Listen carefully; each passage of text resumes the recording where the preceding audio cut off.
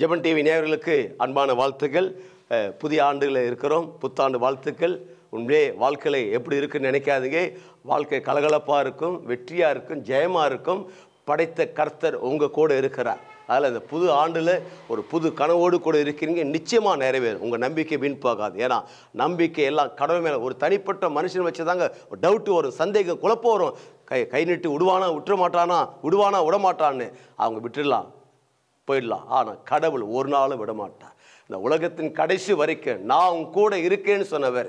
2024 பிரமாதமாக நடத்தினவர் 25 இதை விட பிரமாதமாக நடத்தி உங்களை ஆசீர்வதித்து உங்களை பழுகி பெருக பண்ணுவாராக. God bless. ஜெபன் டிவி தொலைக்காட்சி நேயர்களுக்கு இயேசுவின் நாமத்தினால் வாழ்த்துக்களை வணக்கத்தை தெரிவித்துக் கொள்கிறேன். நீங்கள் நல்லா இருப்பீங்கன்னு நினைக்கிறேன். நீங்கள் இப்போ இருக்கிறத விட இன்னும் 1000 மடங்கு அதிகமாகும்படி நம்ம சேனைகள் கர்த்தர் தாமே உங்களை ஆசீர்வதித்து உயர்த்துவாராக. நல்லா கவனிச்சு பாருங்கள். இந்த அற்புதமான தொலைக்காட்சி மூலமாக தேவனுடைய ராஜ்யத்துடைய சுவிசேஷங்கள் இந்த உலகத்தில் பரவதை நினச்சி நான் ரொம்ப மகிழ்ச்சி அடைகிறேன். பாருங்கள், தேவன் எல்லாமே ஒரு வரைபடத்தோடு தான் இப்படிப்பட்ட ஒரு சேனல்களை ஆரம்பித்து வச்சிருக்கிறார். பாருங்கள், இந்த சுவிசேஷங்கள் உலகம் முழுவதும் பறைசாற்ற வேண்டும் என்றால் எல்லாரும் பாக்கெட்டுக்குள்ளே போக வேண்டும். ஆனால் தேவன் இந்த டெக்னாலஜியை கண்டுபிடிக்கப்பட்டு இதற்கென்று அருமையான அண்ணன் ஜஸ்டின் தீமோத்தி அண்ணனை உருவாக்கி பிரமாதமான அவுட்புட்டை கொடுத்து இன்றைக்கி ஜெபம் டிவி ப்ளஸ் மூலமாக இன்றைக்கி தேவனுடைய ராஜ்யத்தை பறைசாற்றதை நினச்சி நான் ரொம்ப மகிழ்ச்சி அடைகிறேன். அண்ணனோடு ட்ராவல் பண்ணல, இந்த டிவியோடு ட்ராவல் பண்ண நினச்சி நான் ரொம்ப பெருமைப்படுகிறேன். வாடிக்கையாளர் அனைவருக்கும் நேரில் அனைவருக்கும் நான் மறுபடியும் சொல்கிறேன், உங்களை கர்த்தர் ஆசீர்வதித்து உயர்த்துவாராக. நல்லா கவனிச்சு பாருங்கள். கடவுளுடைய வார்த்தை சொல்கிறது, ஆண்டவராகிய இயேசு கிறிஸ்து அவர் எப்படிப்பட்டவர் என்பதை இயேசுவோடு கூட பழகி இருக்கிற ஒரு மனுஷன் எழுதுகிறான். எந்த மனுஷனையும் பிரகாசிப்பிக்கிற மெய்யான ஒளி. யோவான் 1:9 பார்க்குறோம். அவன் எப்படிப்பட்ட நிலையில் இருக்கலாம், அத்தனை மனுஷனையும் ஆண்டவராகிய இயேசு கிறிஸ்து அந்த மனுஷனை பிரகாசிக்கிறவர். இன்றைக்கி பாருங்கள், வாழ்க்கையில் நிறைய பேர் எடுத்துக்கொண்டால் வாழ்க்கையில் பிரகாசம் கிடையாது, வாழ்க்கையில் வெற்றி கிடையாது, வாழ்க்கையில் ஜெயம் கிடையாது என்று மிகப்பெரிய சோர்ந்து போகிறாங்க. இந்த சோர்வுகள் வரும்போது கவலைகள், பிராபலங்கள், பிரச்சனைகள், நெருக்கடிகள், மன அழுத்தங்கள் நிறைய பேருக்கு இன்றைக்கி இருக்குது பாருங்கள். அதனால் என்ன ஆகுது என்றால் இன்றைக்கி நிறைய பேர் சூசைட் பண்ணிக்கிறாங்க, தற்கொலை எங்காவது ஓடி போகலான்னு நினைக்கிறாங்க, மென்டல் ஆகுறாங்க, மன அழுத்தம் உண்டாகிறது. நான் சொல்கிறேன் பாருங்கள், இதுக்கெல்லாம் ஒரே ஒரு தீர்வு. எவ்வளோ பெரிய பிராபலங்கள், எப்படிப்பட்ட நெருக்கடி பிரச்சனையில் இந்த உலகத்தில் ஒரு மனுஷன் வாழ்ந்தாலும் தீர்வு கொடுக்கும்படியாக ஆண்டவராக இயேசு கிறிஸ்து இந்த உலகத்தில் இருக்கிறார். அவர் சொல்கிறார், எந்த மனுஷனையும் பிரகாசிக்கிறவர். நீங்கள் எப்படிப்பட்ட நிலையில் வாழ்ந்தாலும் சரிங்க, இந்த உலகத்தில் நீங்கள் குடும்ப அற்றவர்களாக இருக்கலாம், தாய் தகப்பன் அற்றவர்களாக இருக்கலாம், அல்லது ஒரு மாற்றுத்திறனாளியாக இருக்கலாம், எல்லாரும் கைவிடப்பட்டு இருக்கலாம், மன ரீதியாக நீங்கள் பாதிக்கப்பட்டு இருக்கலாம். எல்லாரும் நான் நம்பினேங்க, எல்லாரும் நான் நடுத்தரில் விட்டுட்டாங்க. நான் கணவனை நம்பினேன், நான் மனைவியை நம்பினேன், பிள்ளைகளை நம்பினேன், என் உறவுகளை நம்பினேன், உடன் பிறந்தவர்களை நம்பினேன், எல்லாரையும் நம்பினேன். ஆனால் இன்னைக்கு மிகப்பெரிய பாதிக்கப்பட்டு நான் இன்னைக்கு வேதனைப்படுறேன். யாருமே என்னை பலப்படுத்துவதற்கு இந்த உலகத்தில் எந்த நாதியுமே இல்லை என்று சொல்லி நீங்கள் வாழ்க்கையில் சோர்ந்து போயிருக்கலாம். நான் சொல்லுகிறேன் பாருங்க, ஆண்டவராக இயேசு கிறிஸ்து எப்படிப்பட்ட மனுஷனையும் அவர் பிரகாசிப்பிக்கிற மெய்யான தெய்வமாக இருக்கிறார், மெய்யான ஒளியாக இருக்கிறார். அப்போ நான் உங்களுக்கு சொல்லுகிறேன், ஒரு காரியம் சொல்கிறேன் பாருங்க, வாழ்க்கை என்பது இப்போ இருக்கிற காலகட்டத்தை பார்த்து நீங்கள் முடிவெடுக்காதீங்க. வாழ்க்கை இப்படி ஆயிடுச்சு, என்னுடைய நிலைமை இப்படி ஆயிடுச்சு, இதை மாற்றுவதற்கு எந்த வழியை நினைக்காதீங்க. எல்லா மாற்றத்தையும் ஏற்படுத்துவர் தான் சர்வத்தையும் படைத்தவர், சர்வ வல்லமையுள்ள தேவனாகிய கர்த்தர், அவர் ஒருவர் இருக்கிறார். அதனால் நீங்கள் எந்த நிலையில் இருந்தாலும் சரிங்க, மனக்குலைச்சல் படாதீங்க.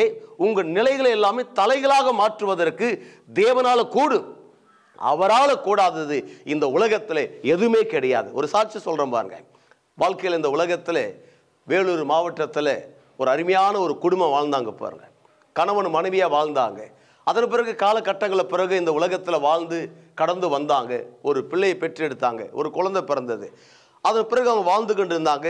ஒரு காலகட்டத்துக்கு பிறகு என்ன ஆனது தெரியல, அவங்க புறப்பட்டு இன்னொரு ஊருக்கு வந்துட்டாங்க. இன்னொரு ஊருக்கு வாழ்ந்துக்கிட்டு இருந்தாங்க.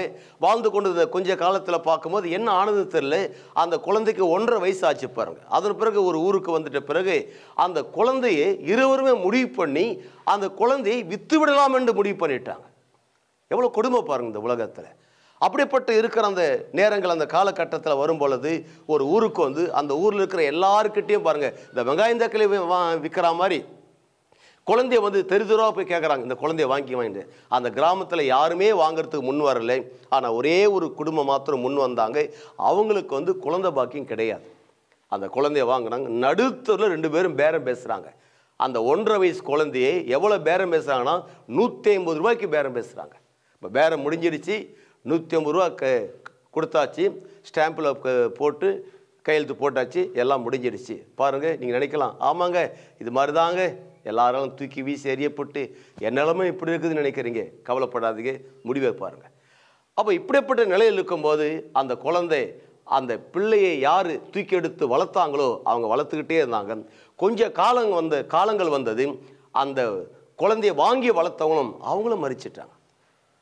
அப்படி தாய் தகப்பனும் மறிச்சிட்டாங்க, பெற்றவங்களும் மறிச்சிட்டாங்க, காணாம். ஆனால் வளர்த்தவங்களும் மறிச்சிட்டாங்க. அந்த குழந்தை இந்த உலகத்தில் அனாதையாக்கப்பட்டது போல ஆயிடுச்சு. காலம் கடந்து வந்தது பாருங்க. இந்த உலகத்தில் காலம் கடந்து வந்த பிறகு அந்த வாங்கி விற்கப்பட்டவன் அன்பு இல்லாதனால் இந்த உலகத்தில் ரவுடியாக மாற்றப்பட்டான்.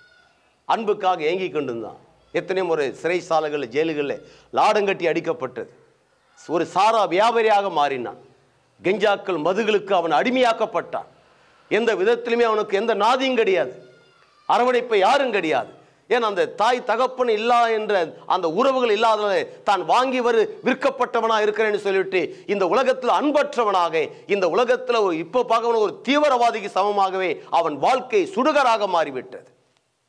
நான் சொல்கிறேன் பாருங்க, நீ நினைக்கலாம் பிரதர் அப்படியே வாழ்க்கை சொல்கிறீங்க, என் வாழ்க்கை அப்படி தான் இருக்குது, என் வாழ்க்கையில் எல்லாம் கைவிடப்பட்டு என்னன்னு பார்க்க யாரும் கிடையாது, நான் இந்த ட்ரிங்க்ஸுக்கு அடிமையாக இருக்கிறேன், நான் இந்த போதைக்கு அடிமையாக இருக்கேன், என் லைஃப் ஸ்டைல் அப்படி தான் மாறிவிட்டது, நல்லா வாழணும்னு ஆசைப்படுறேன், பிரகாசமாக இருக்குன்னு ஆசைப்படுறேன், ஆனால் வாழ்க்கைக்கு வழியே கிடையாது என்று எண்ணிக்கொண்டு இருக்கலாம். அது நடந்து என்ன தெரியுங்களா, அந்த குழந்தை வாங்கி விற்கப்பட்ட குழந்தை இப்படி ரவுடியாக மாற்றப்பட்டு எல்லாரும் தூக்கி வீசி எறியப்பட்டாங்க.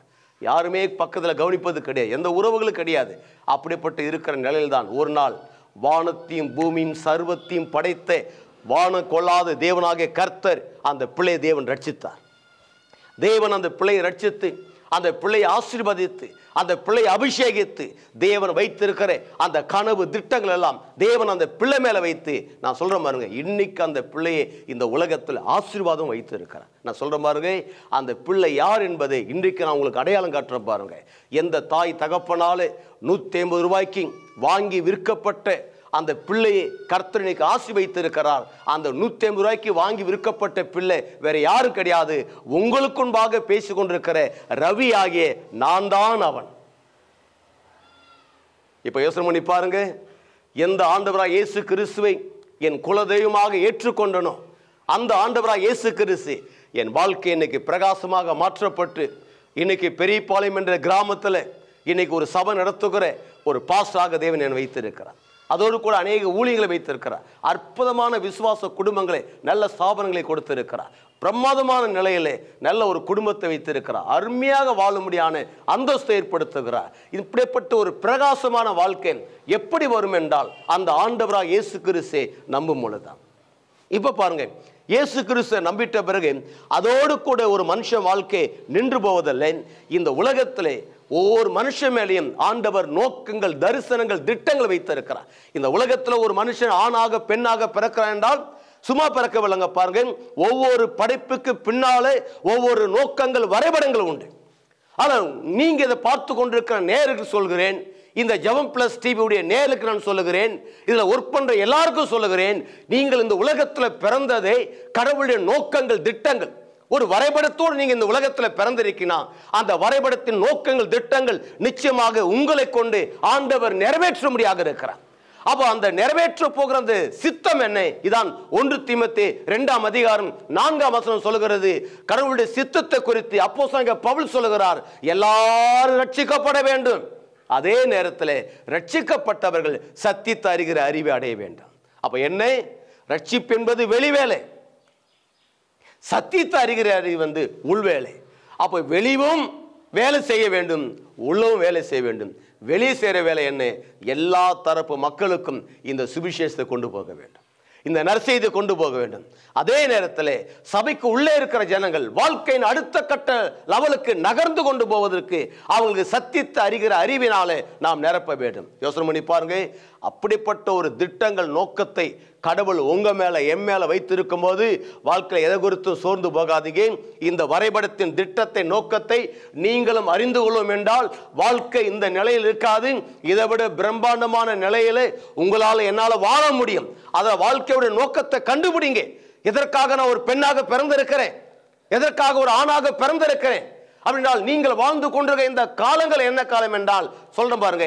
நீங்க ஒரு கம்பெனில வேலை செய்யறோம், 2 ஷிஃப்ட் இருக்குது பாருங்க, ஃபர்ஸ்ட் ஷிஃப்ட் செகண்ட் ஷிஃப்ட். இப்போ நம்ம காலம் என்ன, ஃபர்ஸ்ட் ஷிஃப்ட்ல வேலை செய்யறோம். இந்த ஃபர்ஸ்ட் ஷிஃப்ட் வேலை தான் உங்களுக்கு என்ன கிடைக்கப்பட்டது. இந்த ஷிஃப்ட் வேலையை நாம செஞ்சிட்டோம்னா அடுத்த தலைமுறை பின்னாடி வெயிட் பண்றாங்க பாரு, உட்கார்ந்து இருக்கிறாங்க பாருங்க, இதை பார்த்து கொண்டிருக்கிறீங்களே, உங்களுக்கு செகண்ட் ஷிஃப்ட் காத்து இருக்குது.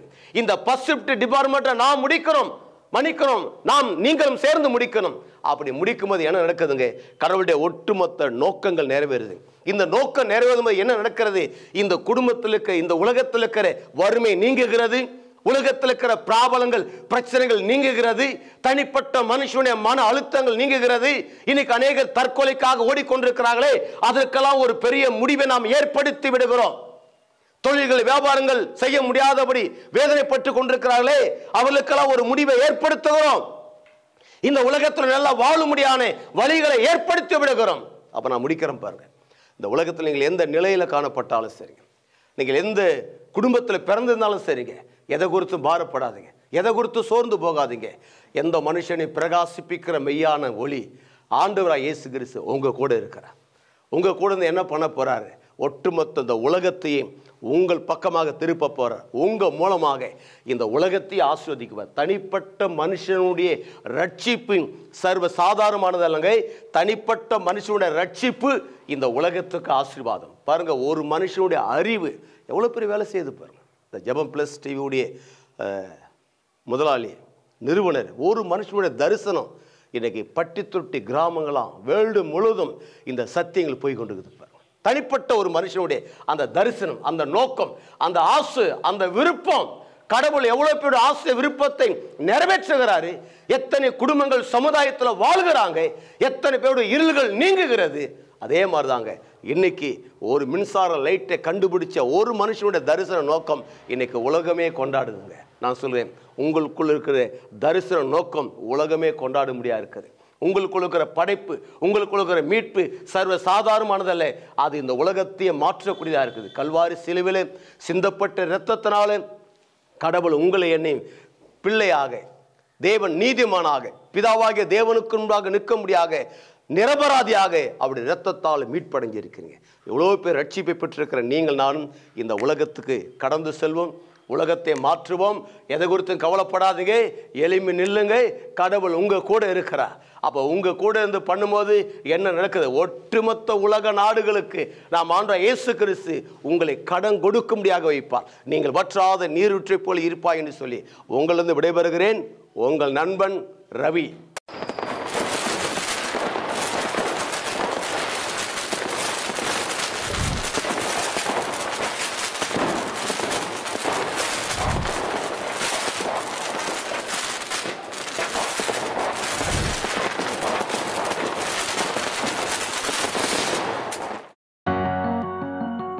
நீங்கள் பார்த்து கொண்டிருப்பது ஜெபம் பிளஸ் தொலைக்காட்சி. இனி எல்லாமே நமக்கு பிளஸ் தான்.